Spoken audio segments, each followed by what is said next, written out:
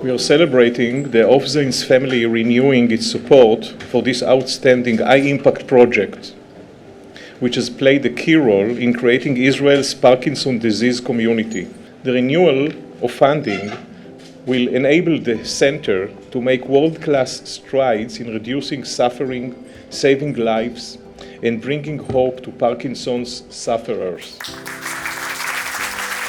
My parents have been very involved with the university in general and with Parkinson's efforts, with the chair related to Parkinson's, etc., for many, many years. And because of my mother's disease, my father was very motivated as of 2019 and the planning process before to really make this center happen. So all we can hope is that the progress continues and perhaps accelerates over the next 5 years to really make a difference for a disease that can be extremely devastating.